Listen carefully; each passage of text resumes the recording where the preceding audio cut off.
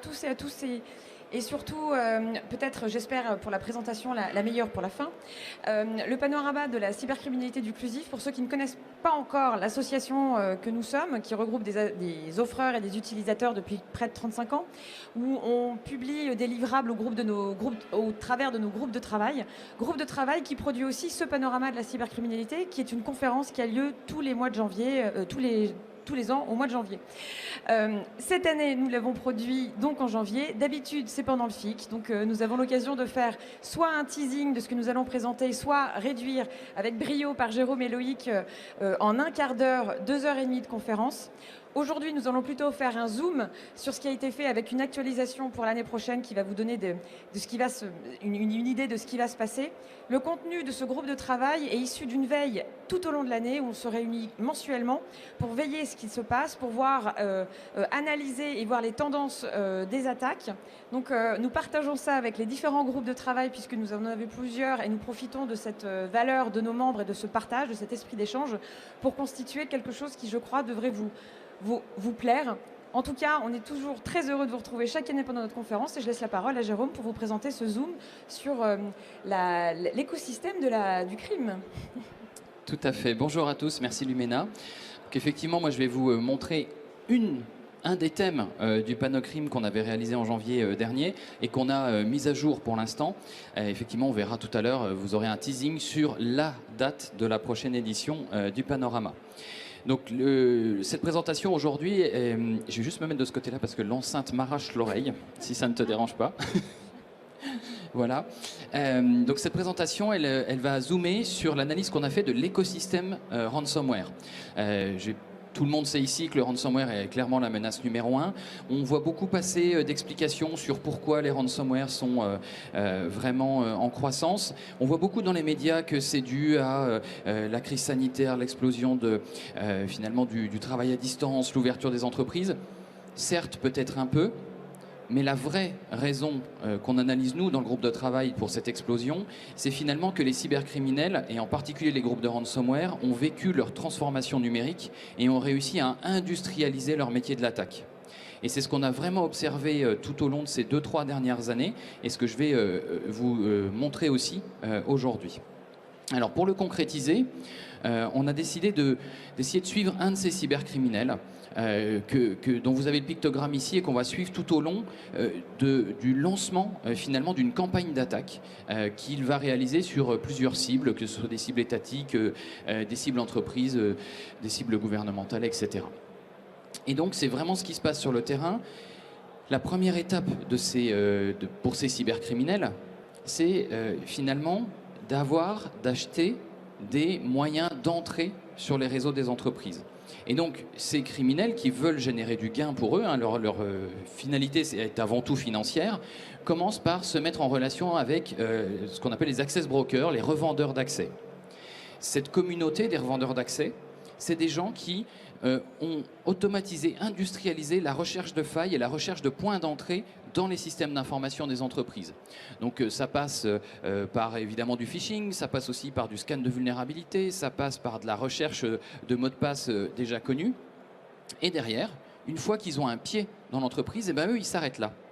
Et ils vont le revendre en masse. Et donc c'est ce que vous voyez ici. Vous voyez des petites annonces qui circulent sur les forums de cybercriminels. Eh bien, on voit tel accès à tel nom de domaine, je vous le vends 2000 $, ici 10 000, etc., etc. Ça commence à des prix très faibles et ça peut aller à des prix de plusieurs centaines de milliers de dollars si jamais il y a des accès dans des entreprises où il y a vraiment un fort potentiel, donc un fort chiffre d'affaires, un faible niveau de sécurité, un secteur particulièrement sensible. Et donc là, notre cybercriminel qu'on va suivre, eh bien, il va justement commencer par acheter un certain nombre d'éléments. Ensuite, ce qu'il va faire, c'est qu'il va devoir monter son infrastructure d'attaque. Et donc là, il va faire appel à une deuxième communauté, c'est celle des fournisseurs d'infrastructures spécialisés pour les cybercriminels. Donc c'est souvent des hébergeurs qui sont peu regardants, des hébergeurs qui vont être très dispersés, très agiles, à un moment exister puis disparaître, etc. Mais qui par contre proposent des offres clairement professionnel. Vous avez ici des captures d'écran sur les sites web sur lesquels vous pouvez justement demander des serveurs. On va vous garantir que s'il y a des requêtes de CERT ou des requêtes de la police, eh bien, aucune information ne sera communiquée. Là, vous avez aussi, par exemple, une annonce d'un fournisseur de VPN qui se spécialisait dans la fourniture de VPN pour les cybercriminels. Alors celui-là a justement été démantelé par Europol parce qu'il hébergeait quand même à la fin beaucoup trop de services cybercriminels. Et ces structures, elles arrivent à survivre, elles se développent, même parce qu'elles sont aussi très habiles dans la création de montages juridiques qui masquent leur vraie identité. Avec là, vous avez un exemple quand même d'un hébergeur qui s'était fait démanteler, avec plusieurs niveaux d'anonymisation finalement dans la constitution de ces offres de services d'hébergement. Donc là, notre criminel maintenant, il a un point d'entrée, il commence à avoir des serveurs. Et ben là, qu'est-ce qu'il lui faut maintenant? Il lui faut le kit d'attaque, il lui faut la plateforme d'attaque. Et c'est là où on a vraiment eu un changement dans l'écosystème, c'est qu'on a vu des vraies plateformes, des vrais outils, limite un ERP de l'attaque commencer à arriver. Et on a de nombreux groupes, alors vous les entendez, vous les connaissez tous parce que c'est ceux qu'on voit dans la presse, c'est les Revil, les Rio, on va y revenir, qui ont su créer des plateformes qui les font fonctionner au quotidien, qui développent aussi au-delà de ces plateformes les outils d'attaque qui vont être utilisés, qui vont être déployés dans les entreprises et qui fournissent aussi tous les guides d'utilisation, le guide du parfait hacker entre guillemets qui vous permet d'utiliser leurs outils, de rentrer dans les systèmes d'information et derrière de réaliser le chiffrement et l'extorsion qui va venir derrière. Ils s'occupent, ces plateformes, de la négociation, du paiement de la rançon, avec un modèle très proche des stores, tels qu'on les connaît, les Apple Store, les Play Store, avec des partages. Alors, des fois, c'est 70-30, des fois, c'est 50-50, entre le criminel qui va vraiment réaliser l'attaque et la plateforme qui va fournir les outils. Et c'est pour ces plateformes-là, clairement, là où on a eu l'effet d'industrialisation, c'est que les criminels qui étaient plutôt bons, qui avaient l'expertise, qui avaient les compétences, mais ils se sont rendus compte qu'à un moment, ils n'avaient plus le temps d'attaquer. Parce que finalement, l'attaque, c'est quand même assez long. Il faut faire des opérations techniques les unes après les autres. Et ils se sont rendus compte que s'ils mettaient à disposition ces outils-là à d'autres cybercriminels peut-être moins pointus, mais qui ont plus de temps, eh bien, il y avait un effet de levier. Et donc, on retrouve la même plateformisation qu'on a pu connaître, par exemple, chez Uber, chez Deliveroo ou d'autres. C'est le même fonctionnement économique dessous. Et derrière, ils avaient commencé par, finalement, clairement des plateformes plutôt orientées grand public. Et vous voyez ici, c'était les tarifs d'affiliation à une plateforme avec justement tous les services qui étaient fournis, le chiffrement, le support, etc., le dropper, et puis suivant les packages que vous vouliez et avec les prix qui vont avec, les différents services. On est vraiment sur de l'offre de services hyper classique. Cette offre grand public, elle s'est énormément développée pour aller vers des outils d'attaque qui sont très adaptés au contexte des grandes attaques et des contextes des entreprises.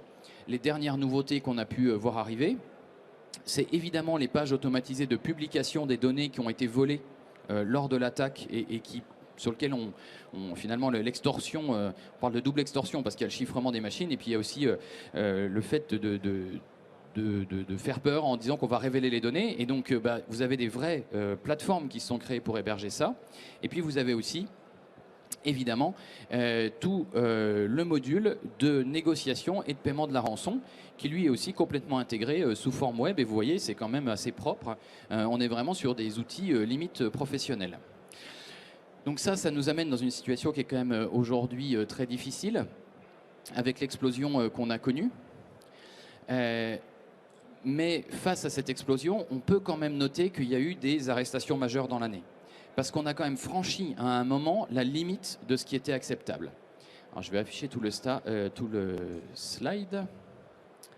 Là, vous avez en fait une catégorisation des groupes qui font du ransomware, qui fournissent ces différentes plateformes, avec ceux qu'on appelle les Tier 1. Donc là, tous les noms, vous les avez vus forcément dans la presse, hein, les Ryuk, les Egregor, les Revil, etc. Donc on a fait une petite mise à jour depuis le début de l'année, parce que justement, on a eu des arrestations majeures. Egregor, une partie des groupes d'Egregor a été arrêtée en début d'année en Ukraine, d'ailleurs avec le support de la police judiciaire française. qui a pu participer aux auditions, rencontrer et échanger avec les cybercriminels qui étaient mobilisés. Netwalker arrêté également. Emotet qui était plutôt dans le côté botnet et fournisseur d'accès, qui ont été démantelés. Je vous conseille, si vous avez 5 minutes, de regarder la vidéo de la police ukrainienne relative à l'arrestation d'Emotet. C'est assez incroyable. Déjà, on voit leurs locaux, où est-ce qu'ils travaillent. Alors là, ça ne ressemble à rien, c'est une cave dans un sous-sol. Mais surtout, après, on monte dans leur appartement. Et là, on voit les policiers ukrainiens qui comptent les billets et qui comptent les lingots d'or des gains issus finalement du fonctionnement du botnet. Donc voilà, ça permet vraiment de se rendre compte de l'économie qu'il y a derrière cet écosystème cybercriminel. Alors le tier 1, voilà, un peu attaqué. Le tier 2, ceux qui faisaient un peu moins d'attaques mais qui commencent à monter en puissance, ben là aussi on a vu DarkSide, vous en souvenez, avec l'affaire du pipeline aux États-Unis qui ont été démantelés en quelques jours. Tout n'est pas complètement à jour parce qu'on aurait pu mettre Dark Matter qui est plus ou moins une nouvelle version d'un mélange de DarkSide, de Revil. Enfin, on est dans des écosystèmes qui sont extrêmement fluides, extrêmement dynamiques et qui vont finalement s'échanger beaucoup d'informations entre eux. Donc ce qui est un peu triste, c'est qu'on voit même si les tier 1 se font arrêter parce qu'ils ont dépassé un stade où ils attirent trop l'attention, ben on a les tier 2, les tier 3 qui sont encore derrière et qui arrivent. Il faudrait quasiment mettre ce slide à jour en temps réel. Je voyais encore il y a encore une heure, l'apparition encore d'un nouveau groupe qui s'est lancé. Donc ça, c'est vraiment ce qui a été le game changer. Et ensuite, notre ami... il faut que j'arrête de dire notre ami, parce que c'est pas notre ami. Alors même si Guillaume Poupard hier nous a dit qu'il les remerciait pour les opérations de sensibilisation qu'avaient fait tous ces groupes de ransomware, on ne peut pas quand même considérer que ce soit nos amis. En tout cas, une fois que le cybercriminel a choisi sa plateforme, il va falloir lui aussi qu'il s'entoure et qu'il trouve des affiliés avec qui travailler pour réaliser l'attaque, parce qu'il y a des compétences à avoir à la fois sur le système, à la fois sur le réseau, etc. Et donc, eh bien, les groupes montent régulièrement des pages comme ça pour faire la publicité de leurs services et pour attirer finalement un certain nombre d'affiliés et qui leur promettent, alors je vais revenir sur le slide d'avant, je croyais que j'en avais un de plus, en tout cas qui mettent en place des règles. Vous l'avez peut-être vu arriver aussi, maintenant il y a des chartes éthiques dans ces différents groupes de ransomware qui disent on n'attaquera pas les hôpitaux, on n'attaquera pas un certain nombre d'entités. Bon, on peut accorder la confiance qu'on veut à l'éthique d'un cybercriminel. Après, je pense qu'ils ont quand même compris que s'ils s'attaquaient aux infrastructures critiques des États, ils dépassaient une ligne rouge qui pouvait leur être très nuisible. Et on l'a bien vu, par exemple, avec l'histoire du pipeline. Usuellement, le démantèlement d'un groupe de ransomware passe par des plaintes, des enquêtes internationales, de la coopération. C'est du travail de 6 mois, 1 an, et encore quand tout s'aligne bien. DarkSide, suite au pipeline, en 5 jours, on n'en entendait plus parler. Pourquoi? Parce que les canaux, les moyens que pouvaient utiliser les États pour répondre, juridiquement, ont quitté le standard du police-justice, on rentrait dans la sphère de l'infrastructure critique à l'échelle nationale qui permettait d'enclencher des moyens bien différents, beaucoup plus rapides et avec beaucoup plus de moyens qui pouvaient se permettre aussi de viser des opérations peut-être un peu plus directes sur ces différents groupes. Donc si on continue notre histoire, l'attaque réussit, à un moment la rançon va être payée.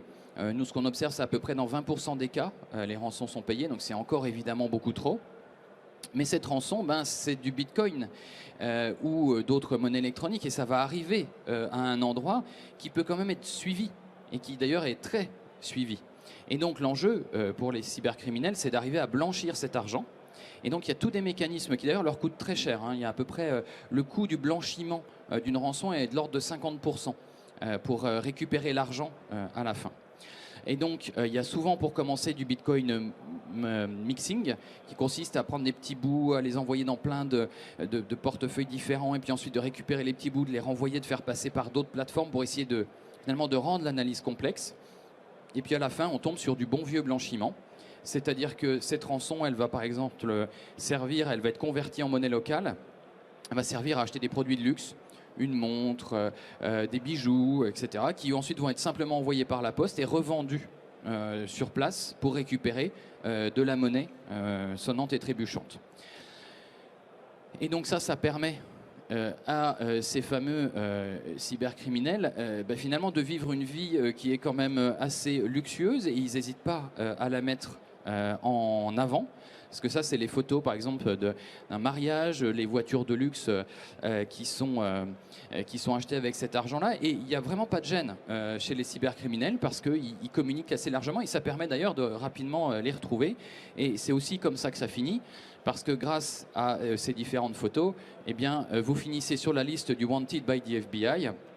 Et vous avez quand même quelques soucis pour les années qui viennent, en particulier si vous voulez partir en vacances en dehors d'un certain nombre de pays ou si vous voulez un jour changer d'activité. Donc voilà, je faisais certainement pas ça pour vous donner envie d'être cybercriminel, hein, même si je vous ai expliqué comment faire et que ça rapportait de l'argent. Je pense qu'il faut bien garder en tête à la fin qu'on finit sur la liste du FBI et qu'on peut finir en prison comme les différentes arrestations nous l'ont montré pendant toute cette année. Et c'était donc voilà le dernier slide et je vais repasser la parole à Lumena. Voilà, alors merci Jérôme. Eh ben, on vous donne rendez-vous alors le 18 janvier prochain. Comme d'habitude, nous essaierons de le faire en présentiel, j'ai envie de dire, on espère ça. Ça sera à l'espace Chaptal. Donc le 18 janvier, save the date, enregistrez bien cette date dans vos agendas. L'après-midi. On aura bien sûr la rediffusion en streaming comme nous le faisons chaque année. Donc vous pouvez suivre ça, les inscriptions sur notre site internet avec notre liste de diffusion ou sur les réseaux sociaux. Les sujets qui seront abordés, bien sûr, il y aura du rançongiciel, ça paraît assez évident, mais bon, on en a beaucoup parlé. Il y a quand même un point extrêmement important, c'est que l'année prochaine, c'est l'élection présidentielle, donc la menace informationnelle, le cyberespace va être très surveillé. On le surveille, on ne vous en dit pas plus. Et de la même manière, tout ce qui est par attaque par tiers, supply chain, enfin, voilà. Je pense que vous avez dû voir dans la presse toutes ces annonces qui sont tombées tout au long de l'année. Nous les avons surveillées aussi. On vous en fera une très belle restitution. On vous espère nombreux et on vous dit à bientôt. Et si vous avez des questions, nous sommes en G10 avec l'ensemble des CLUSIR, les associations régionales qu'il faut aussi ne pas oublier. Voilà, à bientôt. Merci beaucoup. Je me permets, mais si quelqu'un a une question là, hein, tant qu'à faire, on a encore 2 minutes. Comme il y a beaucoup de gens qui assistent à cette dernière conférence, ben voilà, madame. Est-ce que j'ai une petite bonnette? Oui. Je finis. C'est pas grave. Il n'y a personne dans les règles. Il n'y a pas de problème. Merci pour cette présentation. Une question toute simple. Comment vous avez tous ces chiffres? Comment vous faites pour obtenir toutes ces informations, tous ces chiffres? Alors, le panorama de la cybercriminalité, on le fait dans un groupe de travail qui recense de très nombreux acteurs. Donc, on va avoir des éditeurs de solutions de sécurité qui ont leurs équipes de recherche. On va avoir des personnes comme Wavestone où on a des certes et on va réaliser finalement de la réponse à incidents, aider les entreprises. Donc nous, on voit le côté justement rançon, négociation, même si on n'y participe pas, on a les informations. On a aussi les gens de la police, de la gendarmerie qui participent au groupe et qui nous remontent un certain nombre d'informations. Donc on va croiser toutes ces informations. Le principe de base quand même, c'est qu'on reste en source ouverte. L'idée, c'est que, évidemment, chacun des acteurs que je mentionnais, on ne va pas révéler des choses confidentielles ou pour lesquelles il y a une instruction judiciaire en cours ou les clients nous ont fait confiance. Mais voilà, nous, on connaît les tendances, on sait la réalité du terrain. Et puis derrière, on va consolider tous les chiffres qui existent dans les différentes études ou qui sont produits par nos différentes organisations pour essayer d'avoir la vision, je dirais, la plus réaliste et la plus consolidée possible pour que derrière, déjà, vous puissiez découvrir tout ça et voire même vous en resservir dans vos organisations pour pouvoir sensibiliser, pour pouvoir expliquer la menace et pour pouvoir aussi faire bouger les choses. C'est comme ça l'essentiel. Merci. Autre question?